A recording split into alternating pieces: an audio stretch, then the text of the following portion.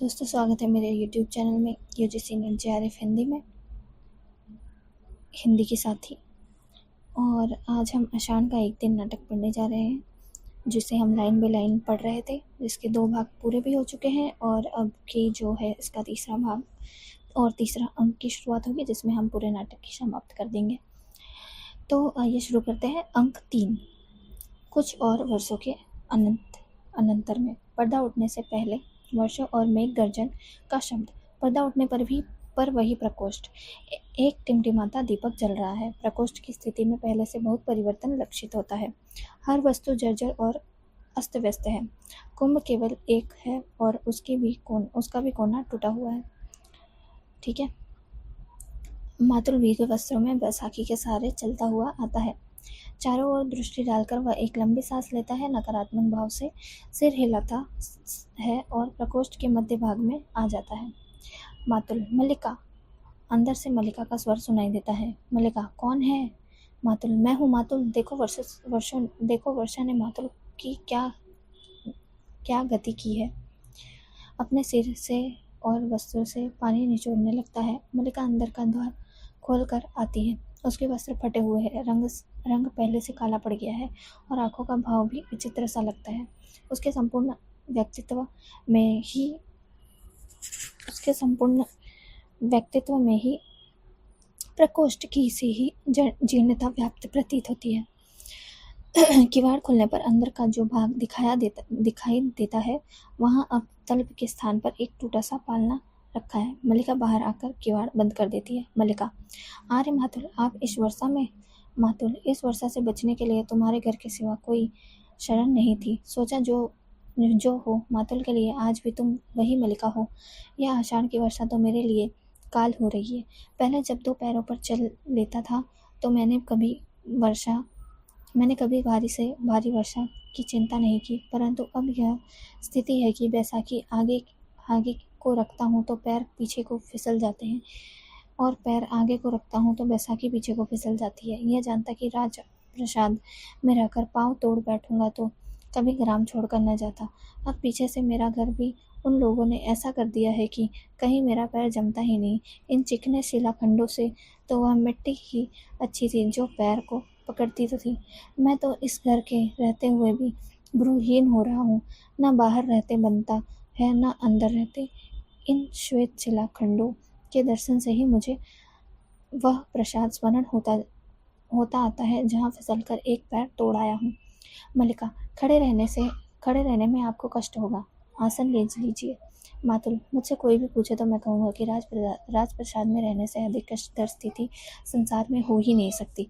आप आगे देखते हैं तो प्रतिहारी जा रहे हैं, पीछे देखते हैं तो प्रतिहारी जा रहे हैं। सच कहता हूँ मल्लिका, मुझे कभी पता नहीं चल पाया कि प्रतिहारी मेरे पीछे चल रहे हैं या मेरे प्रतिहारियों के पीछे चल रहा हूँ।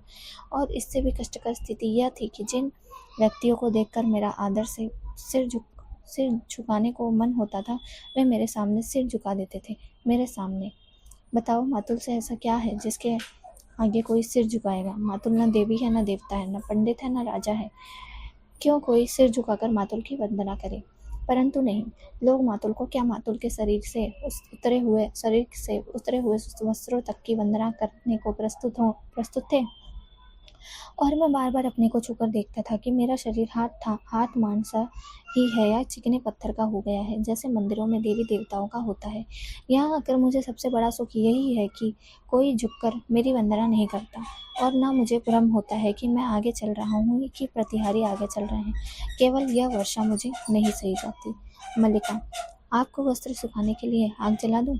मातुल। तुमने घर की क्या व्यवस्था कर रखी है? अंबिका के न रहने से घर में कोई व्यवस्था नहीं रही। जिधर देखता हूँ अराजकता दिखाई देती है।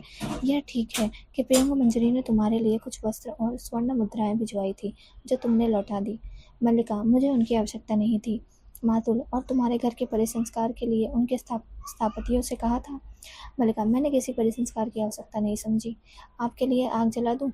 मातुल। नहीं, वर्षा थम रही है। बहुत हल्की हल्की बूंदें किसी तरह घसीटता हुआ घर तक पहुंच जाऊं, वहीं जाकर वस्त्रों को सुखाऊंगा। कहीं भी धरासार बरसने लगा तो बस। तुमने कश्मीर का भी कुछ समाचार सुना है? मल्लिका। मैं घर में रहती हूँ, कहीं के समाचार कैसे सुन सकती हूँ? मातुल, मैंने सुना है, विश्वास तो नहीं होता किंतु होता भी है। राजनीति में कुछ भी संभव नहीं, कुछ भी असंभव नहीं है। जितना संभव है कि ऐसा ना हो, उतना ही संभव है कि ऐसा हो, और यह भी संभव है कि जो हो वह न हो। मल्लिका, परंतु समाचार क्या है? मातुल, समाचार यह है कि सम्राट का निधन हो गया है। कश्मीर में विद्रोह शक्तियाँ सिर पर उठ रही हैं। वहीं से आए एक आहत सैनिक का कहना है कि कालिदास ने कश्मीर छोड़ दिया। मल्लिका, उन्होंने कश्मीर छोड़ दिया है और अब वे पुनः उज्जैनी चले गए हैं? मातुल, नहीं, उज्जैनी नहीं गया। वहाँ के लोगों का तो विश्वास है कि उसने संन्यास ले लिया है और काशी चला गया है, परंतु मुझे विश्वास नहीं आता। उसका राजधानी में इतना मान है, यदि कश्मीर में रहना संभव नहीं था तो उसे सीधे राजधानी में चले आना चाहिए था, परंतु संभव भी नहीं है। एक राजनीतिक जीवन, दूसरे कालिदास। मैं आज तक इन दोनों में से किसी एक की दूरी में को नहीं पहचान सका। मैं तो समझता हूँ कि जो कुछ मैं समझ पाता हूँ, सत्य सदा उसके विपरीत होता है, और मैं जब उस विपरीत तक पहुँचने लगता हूँ तो तथ्य उस विपरीत से विपरीत होता जाता है। अंत में जो कुछ समझ पाता हूँ वह सदा मिथ्या होता है। इससे अब तुम निष्कर्ष निकाल लो कि क्या सत्य हो सकता है कि उसने संन्यास ले लिया है या नहीं। मैं तो यही समझता हूँ कि उसने संन्यास नहीं लिया, इसलिए सत्य होना चाहिए कि उसने संन्यास ले लिया है और काशी चला गया है। मल्लिका, नहीं, यह सत्य नहीं हो सकता। मेरा हृदय इसे स्वीकार नहीं करता। मातुल, मैंने तुमसे क्या कहा था कि मैं जो कहूँगा वह कभी सत्य नहीं हो सकता, इसलिए मैं कुछ नहीं कहता। वह काशी गया है तो भी झूठा है, नहीं गया तो भी झूठा है, वह तो ठीक है। मल्लिका, नहीं, तुम काशी नहीं गए, तुमने संन्यास नहीं लिया। मैंने इसलिए तुमसे यहाँ से जाने के लिए नहीं कहा था। मैंने इसलिए भी नहीं कहा था कि तुम जाकर कहीं का शासनवार संभालो। फिर भी जब तुमने ऐसा किया, मैंने तुम्हें शुभकामनाएं दी। यद्यपि प्रत्यक्षतः तुमने वे शुभकामनाएं ग्रहण नहीं की। मैं यद्यपि तुम्हारे जीवन में नहीं रही, परंतु तुम मेरे जीवन में सदा वर्तमान रहे हो। मैंने कभी तुम्हें अपने पास से हटने नहीं दिया। तुम रचना करते रहे और मैं समझती रही कि मैं सार्थक हूँ। मेरे जीवन की भी कुछ उपलब्धि है, ग्रंथ को घुटनों पर रख लेती है, और आज तुम मेरे जीवन को इस प्रकार सर्वथा निरर्थक कर दोगे। ग्रंथ को आसन पर रखकर उद्विग्न भाव से उसकी ओर देखती है। तुम जीवन से तटस्थ हो सकते हो, परंतु मैं तो अब तटस्थ नहीं हो सकती। तुम जीवन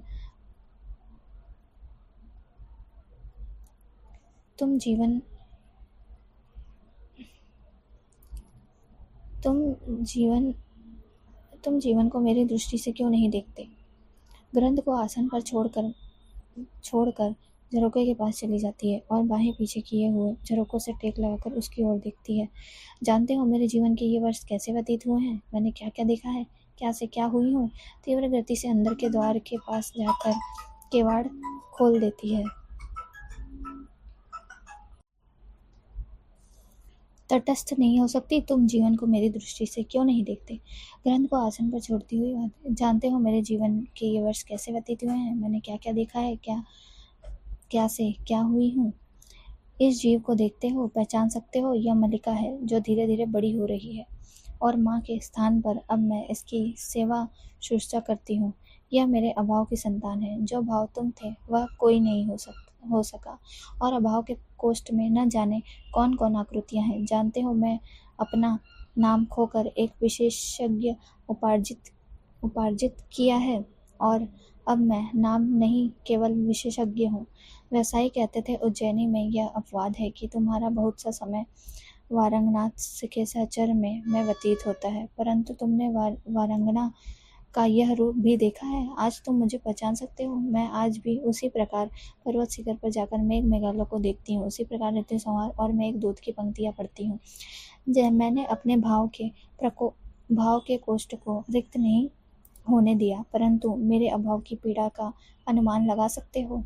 नहीं, तुम अनुमान नहीं लगा सकते। तुमने लिखा था कि एक दोष गुणों के समूह में उसी प्रकार छिप जाता है जैसे इंदु की किरणों में कलंक, परंतु दारिद्र्य नहीं छिपता। 100 गुणों में भी नहीं छिपता ही नहीं, 100 गुणों को छा लेता है, एक एक करके नष्ट कर देता है। परंतु मैंने यह सब सह लिया, इसलिए कि मैं टूट कर भी अनुभव करती रही कि तुम बन रहे हो, क्योंकि मैं अपने को अपने में न देखकर तुम में देखती थी। और आज यह सुन रही हूँ कि तुम सब छोड़कर संन्यास ले रहे हो, तटस्थ हो रहे हो, उदासीन मुझे मेरी सत्ता के बोध से इस प्रकार वंचित कर दोगे। वही आषाढ़ का दिन है, उसी प्रकार मेघ गरज रहे हैं, वैसे ही वर्षा हो रही है। वही मैं हूँ, उसी घर में हूँ, परंतु फिर भी पुनः बिजली कौंधती है राजकीय शस्त्रों में, परंतु छत विचत से द्वार खुलकर ड्योढ़ी में ही खड़ा रहता है। मल्लिका किवाड़ खोलने के शब्द से संभल कर उधर देखती है और सहसा उठकर खड़ी हो जाती है। कालिदास एक पग अंदर रखता है। मल्लिका उजड़वट उसे देखती रहती है। कालिदास, संभवतः पहचानती नहीं हो? मल्लिका उसी प्रकार देखती रहती है। कालिदास अंदर आकर प्रकोष्ठ में इधर उधर देखता है, फिर मल्लिका पर सिर से पैर तक एक दृष्टि डालता है और आसन की ओर चला जाता है। और न पहचानना भी स्वाभाविक है, क्योंकि मैं वह व्यक्ति नहीं हूँ जिसे तुम पहले पहचानती रही हो, दूसरा व्यक्ति हूँ। और सच कहूँ तो वह व्यक्ति हूँ जिसे मैं स्वयं भी नहीं पहचानता। तुम इस प्रकार जड़वत क्यों खड़ी हो? मुझे देखकर बहुत आश्चर्य हुआ। मल्लिका, आश्चर्य? मुझे यह विश्वास नहीं होता कि तुम हो और मैं जो तुम्हें देख रही हूँ वास्तव में मैं ही हूँ। कालिदास, देख रहा हूँ कि तुम भी वह नहीं हो। सब कुछ परिवर्तित हो गया है। यह संभव है कि परिवर्तन केवल मेरी दृष्टि में ही हुआ है। मल्लिका, क्या करूं? मुझे विश्वास नहीं होता कि यह स्वप्न नहीं है। कालिदास, तुम स्वप्न नहीं है? नहीं, स्वप्न नहीं है, यह यथार्थ है कि मैं यहाँ हूँ। दोनों दिनों की यात्रा करके थका टूटा हारा हुआ यहाँ आया हूँ कि एक बार यहाँ के यथार्थ को देख लो। मल्लिका, तुम बहुत भीग गए हो। मेरे यहाँ सूखे वस्त्र तो न होंगे, पर मैं। कालिदास, मेरे भीगने की चिंता न करो। जानती हो, इस तरह भीगना भी जीवन की एक महत्वाकांक्षा हो सकती है। बहुत वर्षों के बाद भीगा हूँ, अभी सूखना नहीं चाहता। चलते चलते बहुत थक गया था। कई दिन ज्वर क्रांत रहा, परंतु इस वर्षा से जैसे थकान मिट गई है। मल्लिका, बहुत थक गए हो? कालिदास, बहुत थक गया था, अब भी थका हूँ, परंतु वर्षा ने थकान कम कर दी है। मल्लिका, तुम वस्तुतः पहचाने नहीं जाते। कालिदास कई क्षण उसे देखता रहता है, फिर हल्की सी अवसादपूर्ण हंसी के साथ उठकर झरोखे की ओर चला जाता है। कालिदास कहता है, और तुम ही कहाँ पहचानी जाती हो? यह घर भी कितना बदल गया है, और मैं आशा कर रहा था कि सबका सब वैसा ही होगा। ज्यों का त्यों स्थान, कुछ भी तो यथास्थान नहीं है। तुमने सब कुछ बदल दिया है, सभी कुछ बदल दिया है। मल्लिका, मैंने नहीं बदला। कालिदास, जानता हूँ कि तुमने नहीं बदला, परंतु मल्लिका, मैंने यह नहीं सोचा था कि यह घर कभी मुझे अपरिचित भी लग सकता है। यहाँ की प्रत्येक वस्तु का स्थान और विन्यास इतना निश्चित था, परंतु आज सब अपरिचित लग रहा है। और तुम भी अपरिचित लग रही हो। इसलिए कहता हूँ कि संभव है दृश्य उतना नहीं बदला जितनी मेरी दृष्टि बदल गई है। मल्लिका, थके हुए हो, बैठ जाओ। तुम्हारी आंखों से लगता है तुम स्वस्थ नहीं हो। कालिदास, बहुत दिन इधर उधर घूमने के अनंतर यहाँ आया हूँ। कश्मीर जाते हुए जिस कारण से नहीं आया, आज उसी के कारण से आया हूँ। मल्लिका, आर्य मातुल ने आज ही बताया था कि तुमने कश्मीर छोड़ दिया है। कालिदास, हाँ, क्योंकि सत्ता और प्रभुता का मोह छूट गया है। आज मैं उस सबसे मुक्त हूँ जो वर्षों से मुझे कसता रहा है। कश्मीर में लोग समझते हैं कि मैंने संन्यास ले लिया, परंतु मैंने संन्यास नहीं लिया। मैं केवल मातृगुप्त के कलेवर से मुक्त हुआ हूँ, जिसमें पुनः कालिदास के कलेवर में जी सकूँ। एक आकर्षण सदा मुझे उस सूत्र की ओर खींचता था जिसे तोड़कर मैं यहाँ से गया था। यहाँ की एक एक वस्तु में जो आत्मीयता थी, वह यहाँ से जाकर मुझे कहीं नहीं मिली। मुझे यहाँ की एक एक वस्तु के रूप में और आकार का स्मरण है। कुंभ, बाग छाल, कुशा, दीपक, गेरू की आकृतियाँ और तुम्हारी आंखें। जाने के दिन तुम्हारी आंखों का जो रूप मैंने देखा था, वह आज तक मेरी स्मृति में अंकित है। मैं अपने को विश्वास दिलाता रहा हूँ कि कभी भी मैं यहाँ लौट कर आऊँ, सब कुछ वैसा ही होगा। मल्लिका, द्वार बंद रहने दो। एक मिनट, वैसा ही होगा। कोई द्वार खटखटाता है। मल्लिका अव्यवस्थित भाव से उस ओर देखती है। कालिदास द्वार की ओर जाना चाहता है, पर वह उसे रोक देती है। मल्लिका, द्वार बंद रहने दो। तुम जो बात कर रहे हो करते जाओ। कालिदास, देख तो लो कौन आया है। मल्लिका, वर्षा का दिन है, कोई भी हो सकता है, तुम बात करते रहो। वह चला जाएगा। बाहर से अंगातुक मंदिरोमंत स्वर में बल्लाता हुआ लौट जाता है। हर समय द्वार बंद है, हर समय बंद। कालिदास, कौन था यह? मल्लिका, मैंने कहा ना, कोई भी हो सकता है। वर्षा के दिन में जिस किसी को आश्रय की आवश्यकता हो सकती है। कालिदास, परंतु मुझे इसका स्वर बहुत विचित्र सा लगा। मल्लिका, तुम यहाँ के संबंध में बात करते थे। कालिदास, मुझे लगा जैसे मैं इस स्वर को पहचानता हूँ, जैसे यहाँ की हर वस्तु की तरह यह भी किसी परिचित स्वर का बदला हुआ रूप है। मल्लिका, तुम थके हुए हो और अस्वस्थ हो, बैठकर बात करो। कालिदास, मैंने बहुत बार अपने संबंध में सोचा है मल्लिका, और बहुधा इस निष्कर्ष पर पहुंचा हूँ कि अंबिका ठीक कहती थी। मैं यहाँ से क्यों नहीं जाना चाहता था? एक कारण यह भी था कि मुझे अपने पर विश्वास नहीं था। मैं नहीं जानता था कि अभाव और भर्त्सना का जीवन व्यतीत करने के अनंतर पर उस प्रतिष्ठा और सम्मान के वातावरण में जाकर मैं कैसा अनुभव करूँगा। मन में कहीं यह आशंका थी कि वह वातावरण मुझे छा लेगा और मेरे जीवन की दिशा बदल देगा। और यह आशंका निराधार नहीं थी। तुम्हें बहुत आश्चर्य हुआ था कि मैं कश्मीर का शासन संभालने जा रहा हूँ। तुम्हें यह बहुत अस्वाभाविक लगा होगा, परंतु मुझे कुछ भी अस्वाभाविक प्रतीत नहीं होता। अभावपूर्ण जीवन की वह एक स्वाभाविक प्रतिक्रिया थी। संभवतः इसमें कहीं कहीं उन सबसे प्रतिशोध लेने की भावना भी थी जिन्होंने जब जब मेरी भर्त्सना की थी, मेरा उपहास उड़ाया था। परंतु मैं यह भी जानता था कि मैं सुखी नहीं हो सकता। मैंने बार बार अपने को विश्वास दिलाना चाहा कि न्यूनतः उस वातावरण में नहीं, मुझ में है। मैं अपने को बदल दूं तो सुखी हो सकता हूँ, परंतु ऐसा नहीं हुआ। न तो मैं बदल सका और न ही सुखी हो सका। अधिकार मिला, सम्मान बहुत मिला, जो कुछ मैंने लिखा उसकी प्रतिलिपियां देश भर में पहुंच गई, परंतु मैं सुखी नहीं हुआ। किसी और के लिए वही वातावरण, वही और जीवन स्वाभाविक हो सकता था, मेरे लिए नहीं। मेरे लिए नहीं था। एक राज्याधिकारी का कार्यक्षेत्र मेरे कार्यक्षेत्र से भिन्न था। मुझे बार बार अनुभव होता कि मैंने प्रभुता और सुविधा के मुंह से उस क्षेत्र में अनधिकार प्रवेश किया है और जिस विशाल क्षेत्र में उन्हें रहना चाहिए था उससे हट आया हूँ। जब भी मेरी आंखें दूर तक फैली हुई क्षितिज रेखा पर पड़ती, तभी यह अनुभव मुझे चुभता कि मैं उस विशाल से दूर हो गया हूँ। मैं अपने को सहारा देता कि आज नहीं तो कल मैं परिस्थितियों पर वश पा लूंगा और समान रूप से दोनों क्षेत्रों में अपने को बांट दूंगा, परंतु मैं स्वयं ही परिस्थितियों के हाथों बनता और प्रेरित होता रहा। जिस काल की मुझे प्रतीक्षा थी वह कल भी नहीं आया और मैं धीरे धीरे खंडित होता गया और एक दिन मैंने अनुभव किया कि मैं सर्वथा टूट गया हूँ। मैं वह व्यक्ति नहीं हूँ जिसका उस विशाल के साथ कुछ संबंध था। कश्मीर जाते हुए मैं यहाँ से होकर नहीं जाना चाहता था। मुझे लगता था कि यह प्रदेश, यहाँ की पर्वत श्रृंखला और उपत्यकाएं मेरे सामने एक मुख्य प्रश्न का रूप ले लेंगी। फिर भी लोभ का संवरण नहीं हुआ, परंतु उस बार यहाँ आकर मैं सुखी नहीं हुआ। मुझे अपने में वितृष्णा हुई, उनमें से भी वितृष्णा हुई जिन्होंने मेरे अपने आने के दिन को उत्सव की तरह मनाया। तब पहली बार मेरा मन मुक्ति के लिए व्याकुल हुआ था, परंतु उस समय मुक्त होना संभव नहीं था। तब मैं तुमसे मिलने के लिए नहीं आया, क्योंकि भय था कि तुम्हारी आंखों में मेरे अस्थिर मन को और अस्थिर कर देंगी। मैं उनसे बचना चाहता था। उसका कुछ भी परिणाम हो सकता था। मैं जानता था तुम पर उसकी क्या प्रतिक्रिया होगी, दूसरे तुमसे क्या कहेंगे। फिर भी इस संबंध में निश्चित था कि तुम्हारे मन में विपरीत भाव नहीं पाएगा, और मैं यह आशा लिए हुआ चला गया कि एक कल ऐसा आएगा जब मैं तुमसे यह सब कहूँगा और तुम्हें अपने मन के द्वंद्व का विश्वास दिला सकूँगा। यह नहीं सोचा कि द्वंद्व एक ही व्यक्ति के समीप नहीं होता, परिवर्तन एक ही दिशा को व्याप्त नहीं करता। इसलिए आज यहाँ आकर बहुत व्यर्थता का बोध होता है। लोग सोचते हैं मैंने उस जीवन और वातावरण में रहकर बहुत कुछ लिखा है, परंतु मैं जानता हूँ कि मैंने वहाँ रहकर कुछ नहीं लिखा। जो कुछ लिखा है वह यहाँ के जीवन का संचय था। कुमार संभव की पृष्ठभूमि यह हिमालय है और तपस्विनी उमा तुम हो। मेघदूत के यक्ष की वीणा मेरी पीड़ा है और ये विरह विनम्रता यक्षिणी तुम हो।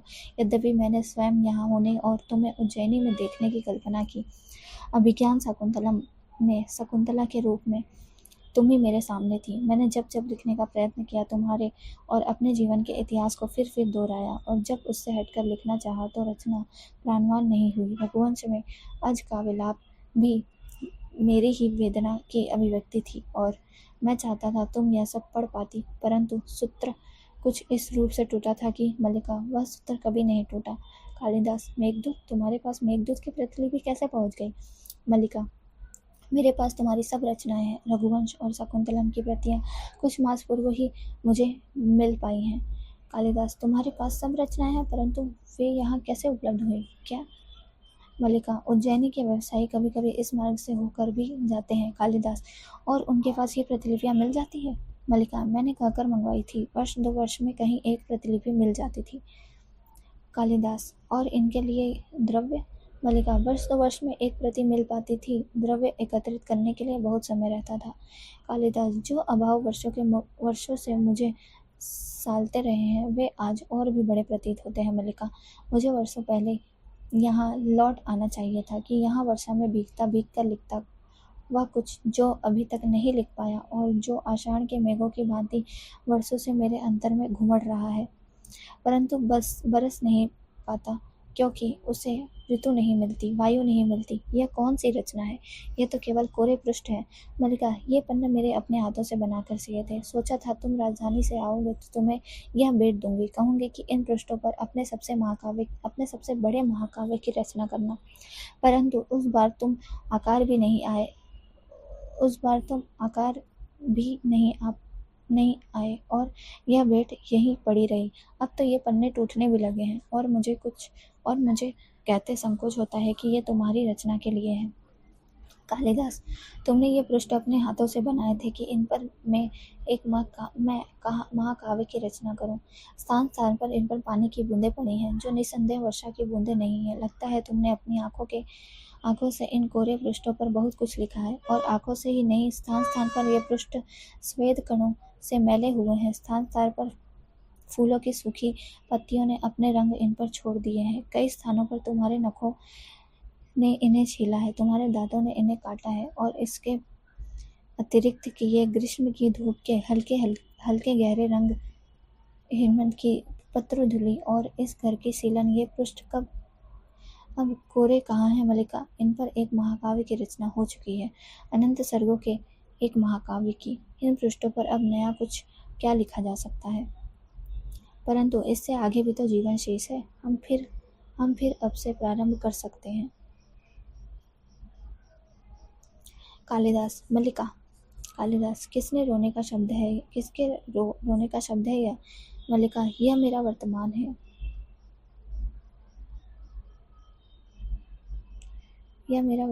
हाँ, एक मिनट। अंदर से बच्चे के कुनमुनाने और रोने का शब्द सुनाई देता है। मल्लिका सहसा उठकर उद्विग्नतापूर्वक उस ओर चल देती है। कालिदास हतप्रभा सा उस ओर देखता है। कालिदास कहता है, मल्लिका। मल्लिका रुककर उसकी ओर देखती है। कालिदास, किसके रोने का शब्द है यह? मल्लिका, यह मेरा वर्तमान है। अंदर चली जाती है। कालिदास तबियत सा झरोके इसके पास से हटता है। कालिदास, तुम्हारा वर्तमान? कोई द्वार खटखटाता है। वह ड्योढ़ी से विलोम की मदिरोत्मत आकृति दिखाई देती है। वस्त्र कीचड़ से लथपथ है। वह भूलता सा अंदर आ पाता है। विलोम कहता है, भीगे दिन में फिसल कर गिरे खाई में। कितनी बार कहा है भैया विलोम, बहुत ऊंचे मत चढ़ा करो, परंतु भैया विलोम क्यों मानने लगे? पहले आए तो द्वार बंद, लौट कर गए और फिर फिसल गए, फिर आए तो फिर द्वार बंद, फिर लौट कर जाते तो क्या होता? आज का दिन ही ऐसा ही है। कालिदास को देखकर बोलते बोलते रुक जाता है। दृष्टि का भाव ऐसे हो जाता है जैसे किसी बहुत सूक्ष्म पदार्थ का अध्ययन कर रहा हो। न जाने आंखों को क्या हो गया है। कभी अपरिचित आकृतियां भी परिचित जान पड़ती हैं और कभी परिचित आकृतियां भी परिचित नहीं लगती। अब यह इतनी परिचित आकृति है और मैं इसे पहचान ही नहीं रहा। आकृति जानी हुई है और व्यक्ति नया सा लगता है। क्यों बंधु, तुम मुझे पहचानते हो? मल्लिका अंदर से आती है और विलोम को देखकर द्वार के पास ही जड़ हो जाती है। कालिदास, आकृति बहुत बदल गई है, परंतु व्यक्ति आज भी वही हूँ। विलोम, स्वर भी परिचित है और शब्द भी। तो तुम हो तुम। गिरने और चोट खाने का सारा कष्ट दूर हो गया। कितने दिनों से तुम्हें देखने की लालसा थी। आओ, गले नहीं मिलोगे? मेरा शरीर मैला है इसलिए, या मुझसे घृणा है, परंतु इस तरह मेरा तुम्हारा संबंध नहीं टूट सकता। तुमने कहा था ना कि हम एक दूसरे के बहुत निकट पड़ते हैं, नहीं कहा था? मैंने इन वर्षों में उस निकटता में अंतर नहीं पाने दिया। मैं तो समझता हूँ कि अब हम एक दूसरे के और भी निकट हो गए हैं। मल्लिका की ओर मुड़ता है। क्यों मल्लिका, ठीक नहीं कहता? तुम वहाँ स्तंभित से क्यों खड़ी हो? विलोम इस घर में अब तो अपरिचित अतिथि नहीं है।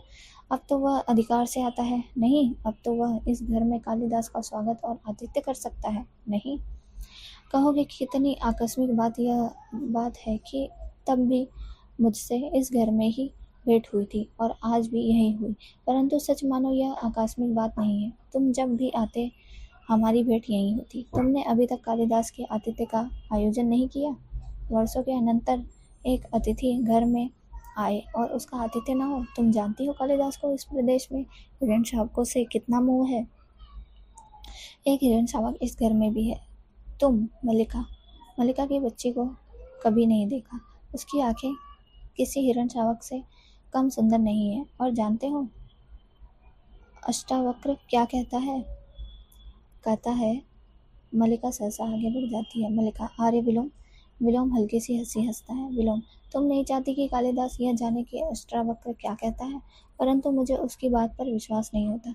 मैं इसलिए कह रहा था कि संभव है वही हृदय है जिसमें आवेश जागता है। परंतु मल्लिका चुपचाप उसकी ओर देखती रहती है। कालिदास वहां से हटकर आसन के निकट आ जाता है और ग्रंथ को उठा लेता है। परंतु यह कोरे पृष्ठ का महाकाव्य तब नहीं लिखा गया था। मल्लिका, तुम कह रहे थे कि तुम फिर अध से प्रारंभ करना चाहते हो। कालिदास, मैंने कहा था मैं अध से प्रारंभ करना चाहता हूँ। यह संभवतः इच्छा का समय के साथ द्वंद्व था, परंतु देख रहा हूँ कि समय अधिक शक्तिशाली है। क्योंकि मल्लिका, क्योंकि सहसा फिर अंदर से बच्ची के रोने की आवाज़ सुनाई देती है। मल्लिका सदा स्व अंदर चली जाती है। कालिदास ग्रंथ को आसन पर रख देता है और जैसे अपने को उत्तर देता है। कालिदास, क्योंकि वह प्रतीक्षा नहीं करता। बिजली चमकती है और मेघ गर्जन सुनाई देता है। कालिदास एक बार चारों ओर देखता है, फिर झरोखे के पास चला जाता है। वर्षा पड़ने लगती है। वह झरोखे के पास से आकर ग्रंथ को एक बार फिर उठाकर देखता है और रख देता है। फिर एक दृष्टि अंदर की ओर ढालकर ड्योढ़ी में चला जाता है। क्षण भर सोचता सा वहां रुका रहता है, फिर बाहर से दोनों किवाड़ मिला देता है। वर्षा और मेघ गर्जन का शब्द बढ़ जाता है। कुछ क्षणों के अनंतर मल्लिका बच्ची को गच से सटाए हुए अंदर से आती है और कालिदास को न देखकर दौड़ती सी झरोखे के पास जाती है।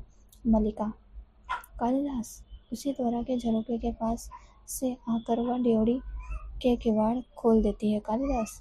पैर बाहर की ओर बढ़ने लगते हैं, परंतु बच्ची को देखकर जैसे जकड़ जाती है। टूटी सी आकर आसन पर बैठ जाती है और बच्ची को और भी साथ सटाकर आवेश के साथ चूमने लगती है। बिजली बार बार चमकता है और मेघ गर्जन सुनाई देता रहता है।